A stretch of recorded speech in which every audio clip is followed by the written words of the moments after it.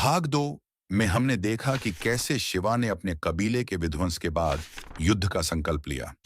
राजा वीर्यकेतु की सेना ने निर्दयता से गुणी जनजाति का विनाश कर दिया। शिवा ने रौद्रसेन के साथ भयंकर युद्ध किया और अपनी अद्वितीय शक्ति से पूरी सेना को परास्त कर दिया। रौद्रसेन भी शिव के सामने टिक नहीं पाया और शिवा ने अपनी प्रचंड शक्ति से उसे धराशायी कर दिया। अंत में पूरी शत्रु सेना शिव के चरणों में गिर पड़ी, यह स्वीकार करते हुए कि वे किसी साधारण मनुष्य से नहीं बल्कि दिव्य ऊर्जा से युक्त योद्धा से लड़े थे। लेकिन यह विजय भी शिवा के मन को शांति नहीं दे सकी। अब उनका जीवन केवल युद्ध और प्रतिशोध तक सीमित नहीं था। अब शिव का ध्यान शक्ति से शांति की ओर जाने वाला था। युद्ध समाप्त हो चुका था। चारों ओर केवल राख, रक्त और विनाश था।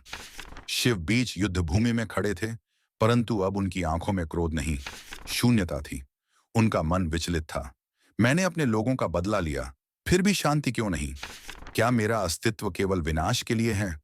यह शक्ति जो मेरे भीतर है, यह क्यों है? पहली बार उन्होंने अपने भीतर झांका और महसूस किया कि वे कुछ और बनने के लिए जन्मे हैं। अब वे केवल एक योद्धा नहीं थे। उन्होंने अपनी ओर आते सूर्य की पहली किरण देखी और ऐसा प्रतीत हुआ मानो हिमालय स्वयं उन्हें बुला रहा हो। एक मौन लेकिन शक्तिशाली आह्वान जो केवल वही सुन सकते थे। अब वे स्वयं की खोज में हिमालय जाने का निर्णय ले चुके थे। शिव ने अपना त्रिशूल उठाया और बिना पीछे देखे उत्तर दिशा की ओर बढ़ गए। उन्होंने भोजन और जल का त्याग कर दिया। नंगे पैर बर्फीली चोटियों पर चलते रहे, परंतु ठंड का उन पर कोई प्रभाव नहीं पड़ा। उनकी आसक्ति, मोह और क्रोध सब पीछे छूट चुका था। मुझे अपने उत्तर केवल गहरी साधना से मिल सकते हैं, उन्होंने सोचा।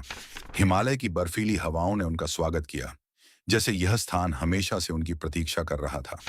अब वे एक नए मार्ग पर थे, योग और ध्यान के पहले साधक बनने की ओर। उन्होंने एक प्राचीन गुफा चुनी और वहीं ध्यानस्थ हो गए। पहले कुछ दिनों तक उनका मन युद्ध की यादों में उलझा रहा।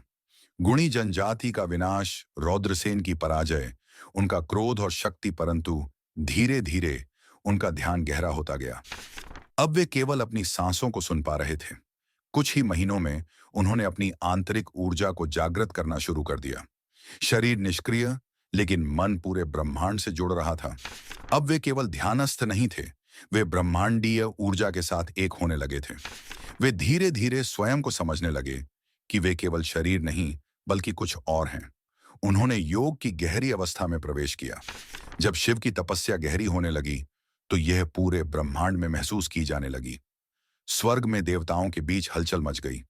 यह कौन है जिसने बिना किसी मार्गदर्शन के इतनी उन्नत साधना कर ली? उसकी ऊर्जा इतनी प्रबल है कि हमें भी स्पंदन महसूस हो रहा है। क्या यह केवल एक साधारण मानव है या कुछ और? भगवान विष्णु और ब्रह्मा ने यह तय किया कि वे स्वयं शिव को देखने हिमालय जाएंगे। जब भगवान विष्णु और ब्रह्मा हिमालय पहुंचे तो उन्होंने जो दृश्य देखा उससे वे स्तब्ध रह गए। गुफा के अंदर शिव ध्यानस्थ थे, मगर कुछ अलग था। उनका शरीर हिम में ढक चुका था। उनके चारों ओर एक तेज ऊर्जा का चक्र बन चुका था। उनकी आंखें बंद थीं, लेकिन फिर भी संपूर्ण ब्रह्मांड उनसे स्पंदित हो रहा था। भगवान विष्णु ने कहा, यह कोई साधारण योगी नहीं है, यह स्वयं में कुछ अद्वितीय है। अब वे केवल शक्ति और विनाश के प्रतीक नहीं थे, अब वे योग, ध्यान और संतुलन के पहले साधक बन चुके थे। अब वे शिव नहीं, महादेव बनने की ओर अग्रसर हो रहे थे। इस महाकाव्य यात्रा को पूरा देखने के लिए चैनल को सब्सक्राइब करें और अगला भाग जल्द ही आने वाला है। धन्यवाद।